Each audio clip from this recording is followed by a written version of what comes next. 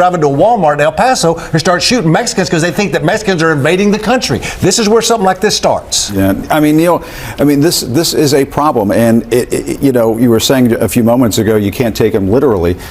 Why shouldn't you take the president of the United States literally? Isn't that sort of a baseline expectation that he should stick to the facts? I think, look, in this particular instance, and I didn't see the exact language he used in the Truth Social post, I don't think he was saying that this individual crossed illegally, or if he was, it was based on initial reporting that was incorrect, that somebody had crossed we can show it up on screen Pass. Again. I mean, he's talking about but he has a valid he's blaming Biden's open borders policy. After two devastating and terrifying attacks in New Orleans and Las Vegas to start this year, Americans are looking for leadership in a time of crisis. But unfortunately, Donald Trump is our president-elect. And so while President Biden is offering words of support and showing his leadership and character, making sure the communities affected feel safe and know that the president is behind them, Donald Trump, who will be president way too soon, is doing the opposite, using crises for political capital to push fear-mongering about immigrants to amplify his agenda of anger and hate. And he's doing it like he always does, by lying, and he is being called out and condemned for that, as he should be. But surprisingly, Fox, yes.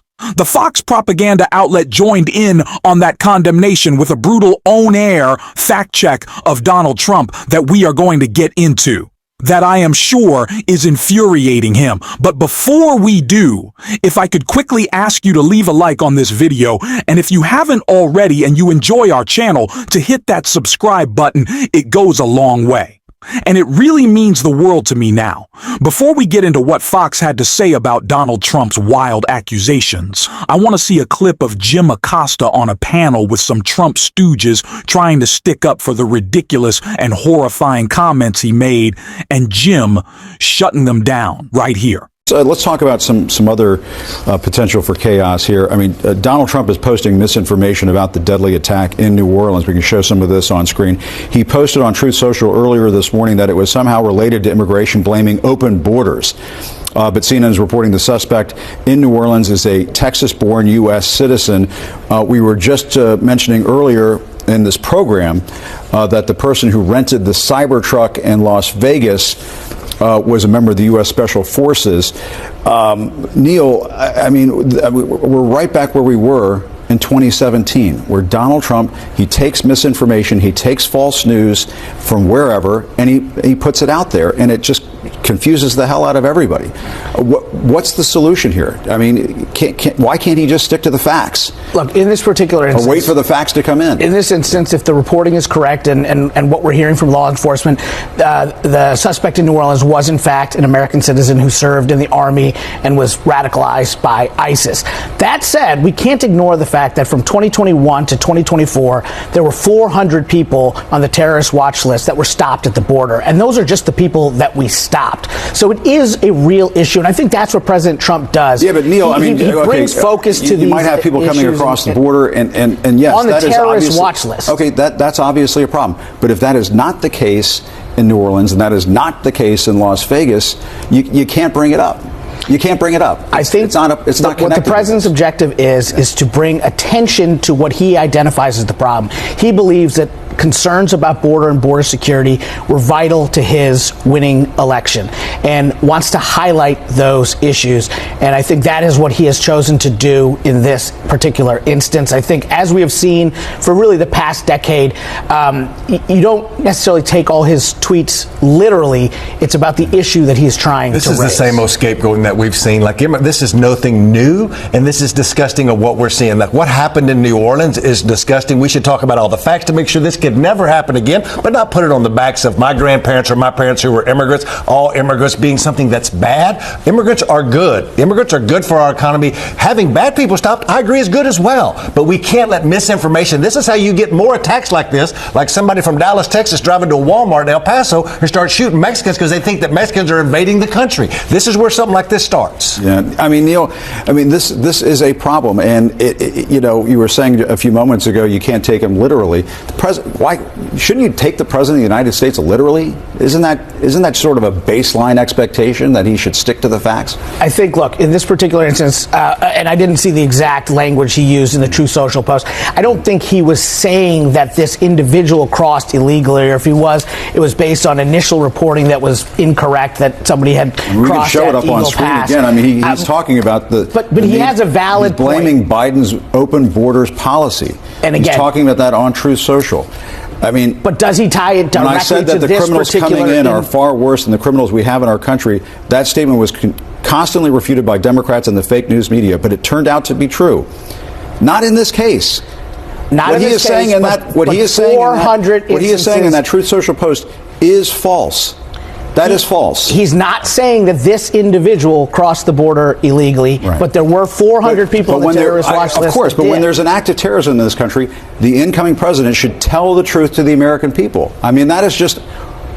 Isn't that what the president should do at all times? He's talking about securing the border, and he's been talking for years about securing the border, and he believes, and I think the data bears out, that he won the election partially because I mean, I just have to say, here he goes again. He talks about everybody else being fake news, and he's the one peddling fake news. But Neil and Chuck, thanks very much. Now I wanted to start with that clip of Jim Acosta, not only because he's a friend of the show, but because that's exactly what we need right now. This ridiculous rhetoric being pushed by Republicans trying to seize on a moment of crisis to push their crazed agenda being called out. We need to be doing that, because as Donald Trump begins his mass deportation plan, what I expect to happen is Donald Trump will use the action of actually deporting illegal immigrants who have committed crimes as a cover for the deport of legal immigrants, the separation of families, the profiling of people who were born in America but don't look like the type of American that Donald Trump thinks of in his mind. That's what they're going to be doing. And so when people respond to what a crisis it will be that Donald Trump is doing, so he will use these false flags. He will elevate his rhetoric to an even more terrifying and angry level. And we have to be ready to call it out, which is, like I said, again, surprisingly, what Fox did with this brutal all-in-air fact check. President-elect Donald Trump put out a statement on social media earlier today that reads as follows. When I said that the criminals coming in are far worse than the criminals we have in our country, that statement was constantly refuted by Democrats and the fake news media, but it turned out to be true. The crime rate in our country is at a level that nobody has ever seen before. Our hearts are with all the innocent victims and their loved ones, including the brave officers of the New Orleans Police Department. The Trump administration will fully support the city of New Orleans as they investigate and recover from this act of pure evil. Now, the former president said criminals coming in his statement, meaning into our country. But to be clear, Molly and Brian, the suspect was born in the United States. He served in the United States Army. He was a veteran. The FBI is the lead agency in this investigation, going through the social media and any other accounts associated with the suspect. But that... You know, it's bad when Fox is fact-checking Donald Trump. And although they peddle and diss and misinformation, and they do want to heighten tensions, they want people to be on edge. They want people to be upset and afraid. Now is not the time. I don't understand how more people can't grapple with that fact when there are crises happening, when people are potentially in danger. You don't want to cause more danger and unrest. And this is what we are going to be struggling with. And this is what we warn people about for this entire campaign. What will happen over the next 4 years? When Donald Trump came into office, the world was relatively stable from an international relations point of view.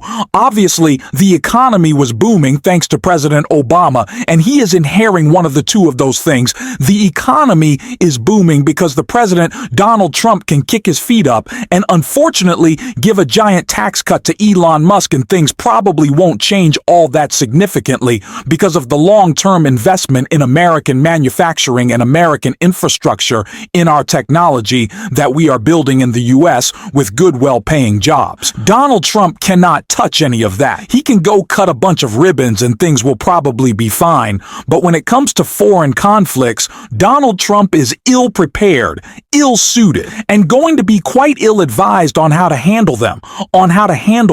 He'll be inflaming them himself. Donald Trump talks so much about being this anti-war president that he brought peace all across the world, which was never true. That he didn't start new wars, which is never true, but he's already saying that he wants to invade Canada, Greenland, Panama, that he's already starting conflicts, making world leaders uneasy. And when Donald Trump promises peace, what he really means is ceding ground to dictators who will take that as an opportunity to do whatever they want, creating just that much more conflict. And so at a time right now when there is a lot going on in the world, the thought of Donald Trump in the Oval Office should be terrifying when we're already getting a little bit of a glimpse of what we have seen already for 4 years from Donald Trump from 2016 to 2020. His failed leadership then, which will be even worse now as he is willing to cede more ground to Putin,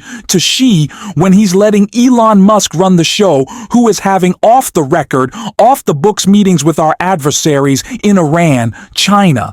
Elon doing whatever he wants to prioritize his pockets. That's what the next 4 years is going to look like. And so we have to focus on our concerted messaging effort to not just react to Donald Trump, but to put together the argument of his failures and the promises that he has broken, which we know were never going to happen, because he's Donald Trump and he's a liar and he doesn't actually care about any of the things that he's saying. But the anti-war sentiment that Donald Trump espoused really resonated with people. Donald Trump's promise to bring peace to the world, which of course, like I said, is not something he's capable of, nor actually really cares about, just loves his dictator friends. But if this is a message that resonates, we can't just react to Trump, but show how his reaction, his outlandish actions cause these problems, how Donald Trump creates the unrest in the world and at home with his rhetoric. And that's a message that we need to get through, and it's a message we are going to be talking about